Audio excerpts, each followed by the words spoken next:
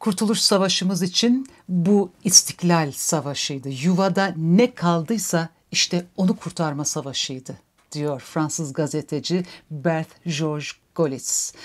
Golis, milli mücadeleyi yerinde inceleyip dünya kamuoyuna aktarmak için Anadolu'ya gelmiş. Fransız, İngiliz ve Yunan engellemelerine rağmen Ankara'ya kadar ulaşmış.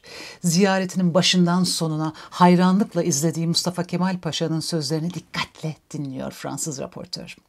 Paşa ona diyor ki, burada yaşadığınız basit gerçekleri, ölmekten başka verecek şeyi olmayan bir halkın mücadelesini Fransa'daki yakınlarınıza anlatmakta ve onları inandırmakta ne kadar zorluk çektiğinizin farkındayım. Ama henüz bitmedi. Savaşa var gücümüzle devam edeceğiz. Pek çok kimse ölecek, biliyorum. Yeniden yakıp yıkacaklar, insanımız acılar çekecek ama başaracağız. Biz onlarda olmayan güç sayesinde zafere sahip olacağız, diyor. Sonra da ekliyor. İngiltere bugüne kadar hiç denemediği şekilde bizleri yok etmeye karar vermiş. Ankara şu an İngiliz casuslarıyla kaynıyor. Berthe Golis, İngilizlerin gözü öylesine dönmüştü, öylesine hırslanmışlardı ki attıkları her adımda yönetimleri altında tuttukları Müslüman ülkelerinin gözünde itibarlarını yitiriyorlardı, diyor.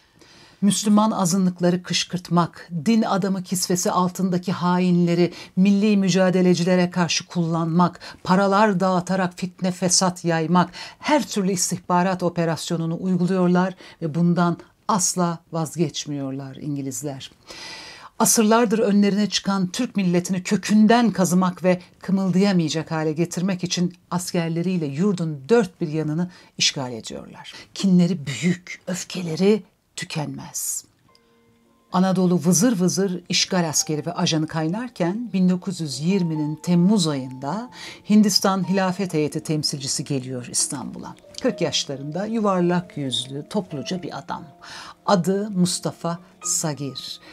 Dost Hindistan'ın din kardeşimiz temsilcisi Sagir ilk iş hükümete başvuruyor ve ay yıldızlı fotoğraflı mühürlü bir kimlik kartı alıyor kendine. Kartın üzerine olağanüstü saygıdeğer kişi, yani VIP yazdırıyor. Sagir şehzade başında bir ev tutup Hint Müslümanlarının gönül birliği yaptığı Ankara hükümetine destek çalışmalarına başlıyor. Çalışmalarını İstanbul hükümetinin dikkatini çekmeden yapıyor. Kuvayi Milliye'ye nasıl destek verileceğini öğretmek ve onları örgütlemek için muhalif gençleri evinde topluyor. Toplantılardan birinde evine İngilizler basıveriyor. Hepsi birden tutuklanıyorlar ama bir süre sonra Sagir serbest bırakılıyor. Yanında getirdiği altınları gizlice İstanbul'daki Milli Mücadele Teşkilatı'nın mensuplarına dağıtıyor. İyi bir Müslüman gibi din kardeşlerine ve özgürlükçülere yardım ediyor. Ah, diyor etrafındaki milliyetçilere, bu İngiliz milleti ortadan kalkmadan İslam alemine rahat bir nefes nasip değildir. İşte böyle diye aralarına sızıyor. Kimler Anadolu'ya geçiyor, hangi cemiyetler cepheye silah ve cephane gönderiyor, hepsini öğreniyor. Ankara hükümetine karşı sevgi ve alakasını maddi destekle de kuvvetlendiriyor ki vakti gelip de Ankara'ya gittiğinde şüphe çekmesin, emeline kolayca erişebilsin. Zavallı İstanbul o günlerin aşağılayıcı işgal yükünün altında öyle ezilmiş ki biraz dost görünen, yardım edene, hele ki görünür yerlerde namaza durup Allah'ın adını zikredene yüreğini açıveriyor. İstanbul kendi derdine yana dursun, ülkenin %95'i Anadolu'da. Devlet asırlarca adam yerine koymadığı tebaası uslu dursun, hanedana karşı gelmesin diye besleme gibi büyüttüğü halkına dönüp bakmıyor bile ve sanıyor ki evvelahir uslu durmayı öğrettiği bu silik halk şimdi de düveli muazzamaya ses çıkarmayacak. Bu iyi bir şey. Sakın ola ses çıkarmasın.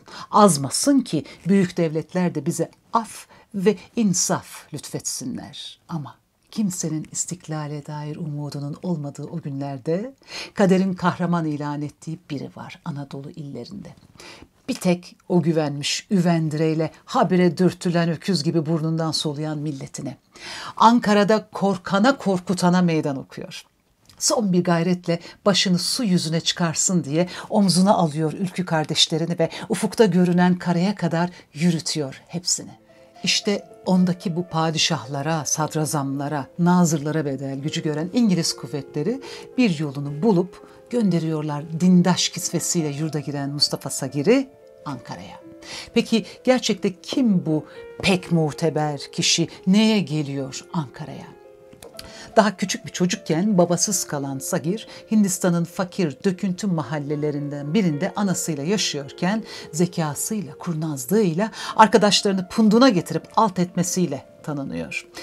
Bu doğuştan fitneci, kindar ve haylaz çocuk bir İngiliz istihbarat subayının dikkatini çekiyor. Annesiyle anlaşıp götürüyorlar onu İngiltere'ye. O artık İngiliz istihbaratının malı. Yedirip giydirip büyütüyorlar onu. Cambridge'de tahsil gördürüyorlar. Bu akıllı çocuğu doğu hizmetlerinde kullanmak için ona Arapça, Farsça, Almanca, Türkçe öğretiyorlar. İngiltere'nin bölgede yapacağı operasyonlar için sıkı sıkıya eğitiyorlar. Vakti gelince tam da umdukları gibi pek işlerine yarıyor bu büyük güçlerin elinde fitne, fesat ve ölüm makinasına dönüşen çocuk ve Afganistan emiri Habibullah'ı öldürüyor. Şimdi sıra Anadolu topraklarında. Geliyor ve Hint Müslümanları milyonlarca altın topladılar sizin için. Hindistan'daki 70 milyon Müslümanın kalbi büyük Türk milletinin kutsal savaşıyla yakından ilgileniyor. Ankara'nın davasını çok takdir ediyor, diyor Sagir.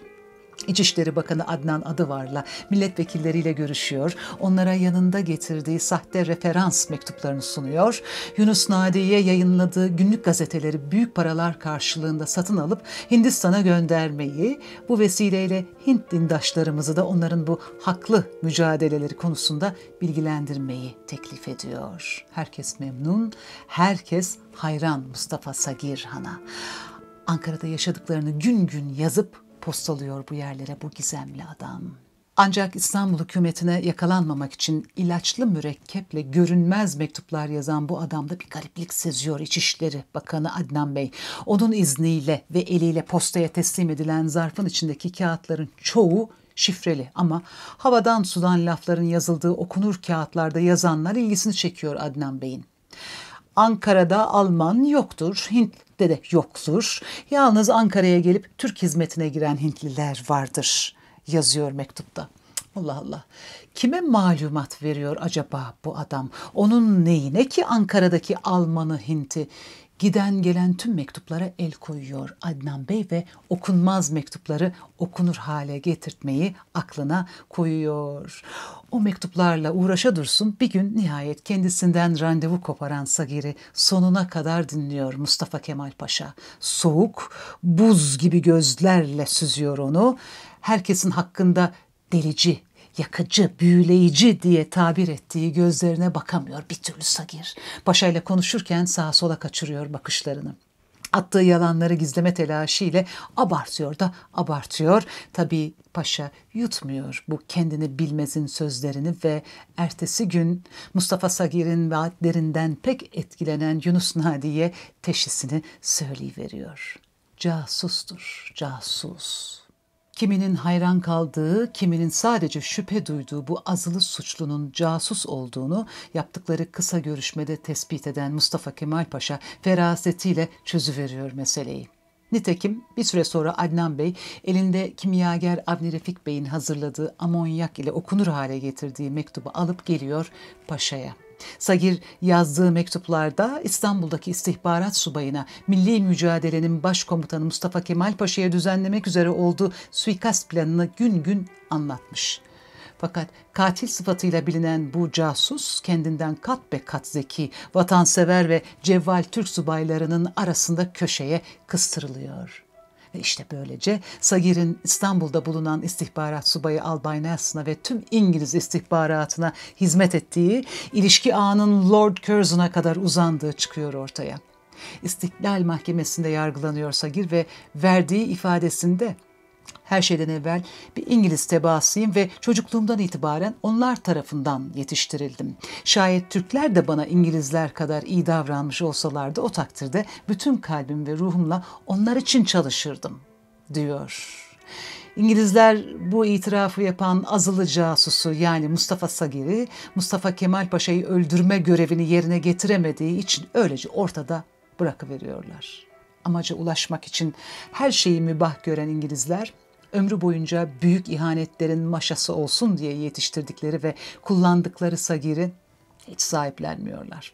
Hal böyle olunca Anadolu'nun davalarına en ufak bir halel gelmesin diye hainlere göz açtırmayan ve gözü pek liderlerini koruyan milli kuvvetleri 23 Mayıs 1921'de Ankara'da Karaoğlan Çarşısı'nın önünde bir İngiliz casusunu asarak idam ediyorlar.